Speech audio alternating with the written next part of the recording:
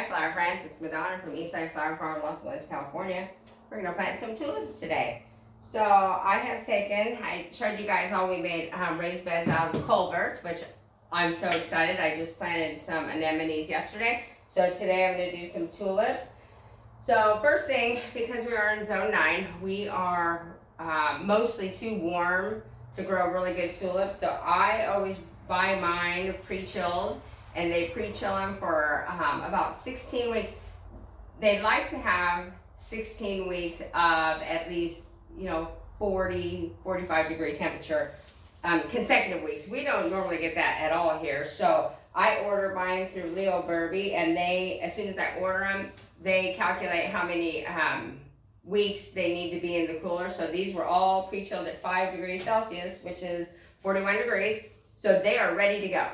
And I have started, this one I'm going to do, it's called Black Hero. It's a double late tulip. So I'm a little nervous about planting in here.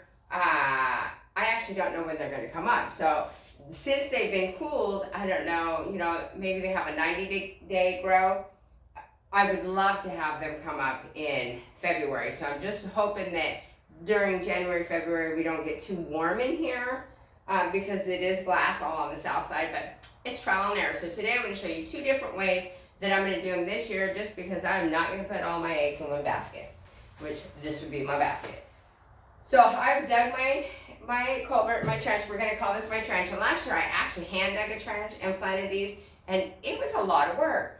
So what I just did, we had filled these up last week or so before, and I just went ahead and dug it out, and I put all my dirt over here in this one, and then I'll take that dirt and fill these back up. So about 6 inches down is where you want to put them, and so I'm just going to pour them all in here right now.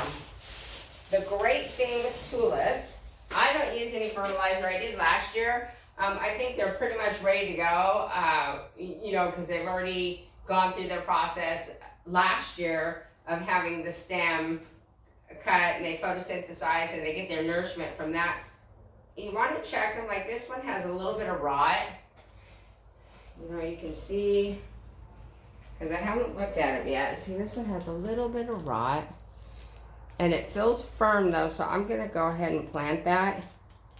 But if they're like squishy or weak or hollow, or they look all rotted, you definitely want to get rid of those. I'm going to go ahead and plant this one though, because it's a little bit, so I'm going to put it right in the corner just in case. So the great thing with tulips is when you're using them as cut flowers is you want to plant them, you can plant them super close together, almost nearly touching. So what it is called is egg carton style. So in the egg carton, there's just that little tiny split between them. So you can plant them that close together, and they're going to be just fine. So in here, like I said, I'm going to take half of my tulips and put them in here, and the other half this year I'm going to put them in crates. So I'm really going to spread it out this year just until I get this down to see how we operate in here. Because the indoor growing is very new to me. I'm usually all out in the field. So I am excited, and I'm a little nervous, and what the heck, we're going to do it anyway. Because, why not? You're not going to learn unless you try something new. So I'm put these in the ground, and then I'm going to show you what it looks like close up to see what I mean by egg carton style. And actually, they can be planted much, much closer than I am. And you want to plant them tip up. So here, again, here's the bulb. Here's the tip. You want to go tip up, so you're going to lay them in the ground just like that, tip pointing up, because that's where it's going to sprout from. So last night, I actually watched a flower farmer, Nicole from Flower Hill Farm in New York. That was a tongue twister. And she actually dug her trench, and she just poured them all in, mixed them up, because she is right. Naturally, they're going to find their way, whether they're tip up or side or not, they're going to naturally find their way up regardless. But I have to tell you, that gave me lots of anxiety watching that, because I want to kind of know right from the get-go. But I think I might try my last row like that just to see, because it is a huge time saver if you can actually just she just basically poured them with like this and covered them. And I was like, bravo for you, but boy, oh boy, did that make me nervous. And I'm sure they're going to be just great. And she actually said she tried that last year, and she had watched another farmer do that. And, you know, it saves time because all this stuff can get pretty tedious. So I'm going to get my camera and I'm going to show you guys quickly how I'm just putting these in somewhat close, because they can be, you know, and I am planting this for flower production. I'm not doing this in my yard with the intent that they will come back year after year. I actually replace these bulbs every year. When I dig them up bulb and all. I just bring the whole thing right out of the ground. And the thing is even if I didn't do bulb and all, and I just cut all the way down to the ground, and you're not leaving any leaf behind, there's no way for that bulb to get nourishment if I cut all the leaves off. And the home gardeners, they're going to cut their tulips and leave a set of leaves at the end. So those will always come back for them. Well, these are not, so I repurchase bulbs every year. So I'm going to show you here quickly, maybe not so quick, but I'm going to show you here. I'm just getting this last row in. So I'm going to show you what I've done. And like I said, egg carton can be very, very close. It does not affect them at all. What happens is they're crowded together, and that stem wants to force straight up because they're bunched together. You don't have space in between for them to flop. So that is always a huge plus.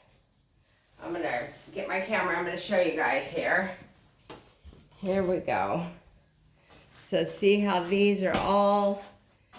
See how they're all pretty in there? And there is space. I left a couple inches in between just because I know I have room to fill up. But those can, like I said, be more crowded than that, which is really great. So what happens is, because we are in zone 9, what happens is if you don't get that, you know, 16 weeks is what they like, the maximum of cooling temperature. So if you don't get that and you stay warm, what happens is you get beautiful bloom on this little stem. Well, that's okay if it's in your garden. That is not okay if you're selling cut flowers, because, you know, what do you do with little stems like that? You can find some project, but you're not going to sell them in bouquets. So that's why I buy mine pre-chilled. So I'm just going to show you that real quick. And then what I'm going to do is, after I lay the whole bed, I'm going to recover it with soil. But I want to show you quickly, and we're going to go for a ride here. Woo, sorry guys. So I'm going to do half of my tulips in there, and I'm going to do the other half of my tulips in a crate. And I also have never done this before, but let's see. So here's the crate. It's a tulip crate, actually. So I put newspaper in there. See if you can see the crate. So I put newspaper in there on the bottom and the side so all my soil doesn't go out. I put an inch or two, about 2 inches of soil, of just potting soil. So what I'm going to do is I'm going to take this bag, I'm going to dump it in here. And like I said, these are already pre-chilled. So I'm going to take you guys off of here just a second. Here, let's I'm going to flip you. So I have dumped them in my crate. And what I'm going to do is I'm just going to start plunking these in really close, and then I will have, I'm not sure, like I said, this is the first year in the, we don't call it a greenhouse, we're going to call it a glass house because it's not heated. We do have heat we could put in it, but we're not going to. So I'm just plunking all these in here. And they can be close. You really just don't want them touching. You want to have a little space between them just so they don't get wet and moist and get some kind of rot or fungus or anything. Because you definitely, there's what's called tulip fire. And if your tulips get that in the soil, they get, I'm just going to take that one off. You want to rotate your tulips. So you will not want to put your tulips back in the same place. If they get a fungus or disease on them, you will want to rotate them for the next year. You do not want to put them back in the same dirt. So let's just, I don't know if we're going to get all these in here. We're gonna try. Let's see. Tulips are so beautiful, and they come in singles and doubles. I'm gonna actually start crowding these a little bit more so I can get this whole thing in here. This year, I kind of selected some different colors. I got away from the really pastel, because in springtime, you know, the pastels for me, I guess, are mostly just for, these aren't all gonna fit, like weddings, you know, weddings, or I don't know, but I think most people, springtime, they've have the doldrums from winter, and they really want some color. They want a pop of brightness in their house. So I think they really, really like to have something bright, which I would have to agree, because that's kind of what I'm thinking. So this year, I always do white of everything, just because you never know. White is just one of those colors that always goes. You know, white and purple, white and pink, white and green, white, and I have this one. You have to look at this. It's a double black hero, and it is so dark purple with like little fuchsia tips. So I hope it's not too dark. Only time will tell. I don't know if there's such a thing. So I was thinking, so if you had that purple and then maybe you had a white with it in a bouquet, wouldn't that be spectacular? Like in, you know, February, March. So guys, that's kind of what I'm trying to do, is by putting these in the glass house, is that I'm hoping that I can get an earlier bloom, because they're pre-chilled and they will have kind of warmish temperatures. They won't have a freeze, because really no bulb likes to actually freeze when you get like freezing ground. No bulb really wants to be in that. So I'm hoping that I would love to be able to force tulips and get them for Valentine's Day. So this year, I'm just going to experiment. And that's the great thing about gardening, is it is always an experiment. Okay, so these, like I said, even if the ones fall over, I know people say they'll go naturally, and I'm sure they do. Because, you know, out in nature, if, you know, moles or something come along, or gophers, well, gophers will eat them. But if something comes along and they, you know, get them all jacked up and turned around, they still grow. So I think we get too caught up in being perfect. So now, and I'm just going to show you.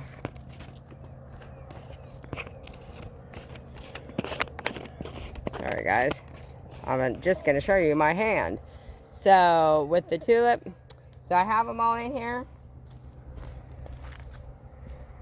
We're still under construction, so of course there's always crap everywhere when you're doing that. Is I'm going to now just simply fill this on top with about 4 inches of this potting soil.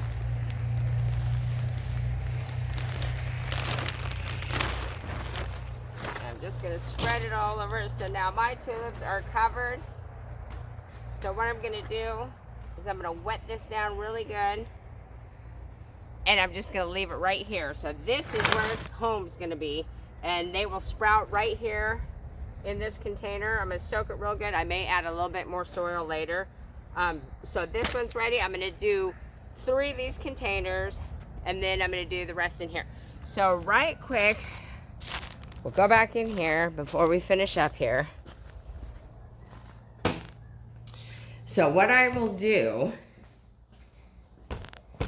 with this bed right here is I will soak it. So as soon as I get all my bulbs in here, I'm going to soak all this really good, just so you can see the water just barely coming up.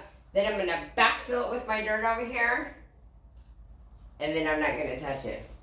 I'm not going to touch it at all until I see sprouts, and then I'll start doing it. So here's to good luck in springtime 2024. This is my 4th year, and so my 4th winter planting tulips. All different colors for me. 2 different ways. I've never done crate planting before, and I've never done in the culverts. I've always done in the field. So here's to us. And then when they bloom in the spring, I'll show you how to dig them up and harvest them. and store them dry and sell them. All right, thanks guys. Have a good day. Bye-bye.